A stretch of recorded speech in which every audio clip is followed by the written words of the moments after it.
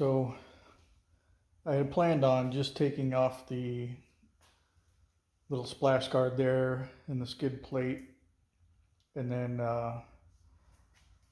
bust off the mid pipe, and then show you how the J-pipe comes off, but it turned out to be a nightmare.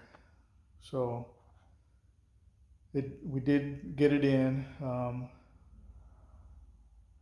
Let me tell you the story here. All right, so tomorrow I'm going to take this guy off. Going to drop the turbo inlet, and I'm going to install a 3-port boost control solenoid on that guy, so we'll get some nice control of our boost.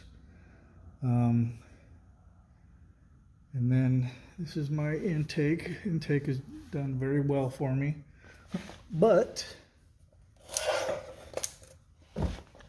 up here, charge pipe, I've got a Mishimoto top mount intercooler sitting over here, and got the charge pipe kit to go with it. So that's gonna allow a nice, cooler, denser intake, and that's gonna give me some gains there too. So let's check that out real quick. So here's the stock charge pipe. It's kind of weird. Looks like a horn you'd get from like Disneyland or going to a college game, football game. But here we go.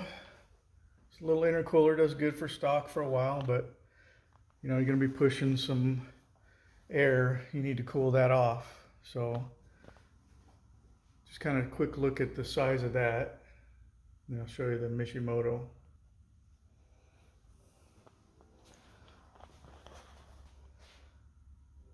So larger surface area because it doesn't have the plastic end caps.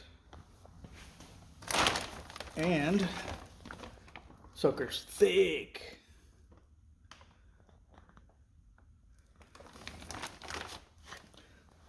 So that's nice. It's going to fit in there nicely. Have plenty of clearance for my strut tower braces. So I had initially wanted this to be one of the few J-pipe install videos, but now I know why there aren't a lot out there. You got to just drop the camera and just get to work on it. It kind of sucks you in. So I'd say, like I said, do it, but you know, have a plan B like ready for right away. Otherwise you're going to lose a whole day on it like I did. So, but I did find a plan B. There's my man Ed. He drove down to me, chopped that sucker off in about 5 minutes. So anybody in the Indianapolis area, if you need some help and you don't want to get a tow over to a shop or something, call Ed. He's a nice guy. Well, pick it up tomorrow. All right, so taking these nuts off was a nightmare. 2 reasons. The stock J-pipe has a bunch of heat shields here. Very difficult to get the wrenches in. Get some good, strong universal joints for your sockets, recommended. And then soak them really well with a PB blaster or some sort of rest penetrant oil or spray.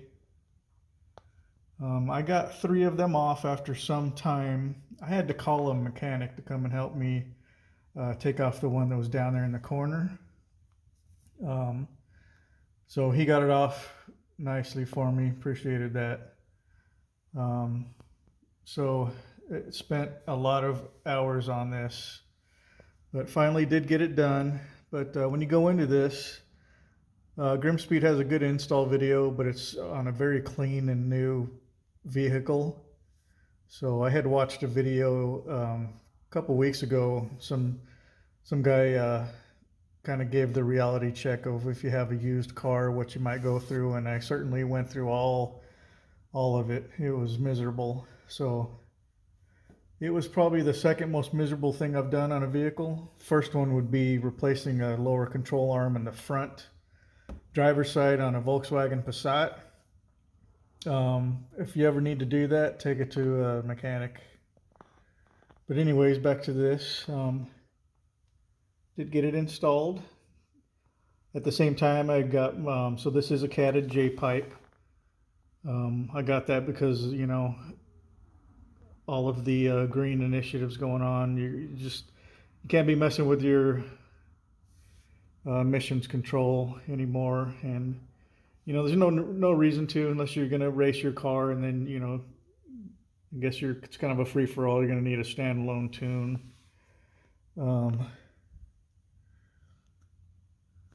SMEEDIA has a good video on this. It was a pretty hectic live stream he did, and then a follow-up. Very good. So he's one of my champs. So shout out to him. And well, so got my mid pipe in. It's resonated. I have a muffler delete, so this is going to sound really nice. Can't wait. I do have an Ambot bass map on deck, so when I finish this up, I'm going to load that and follow the instructions. I'll probably have to do some cruising and logging, and we'll see. So be prepared to spend a lot of time, be patient, and save a number of a local mechanic, or if get some air tools. You might need a pneumatic chisel or something to get that nut off, but they do supply studs, threaded studs, and the nuts. So if something happens and you could at least get the stud out and the nut out, you'll be okay.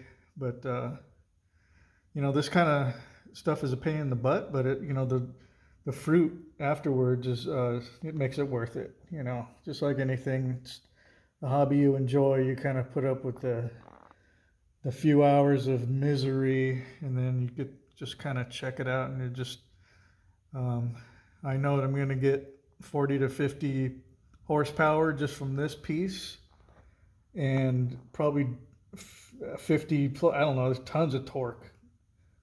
So this piece alone probably put me back in my seat if I was driving alone.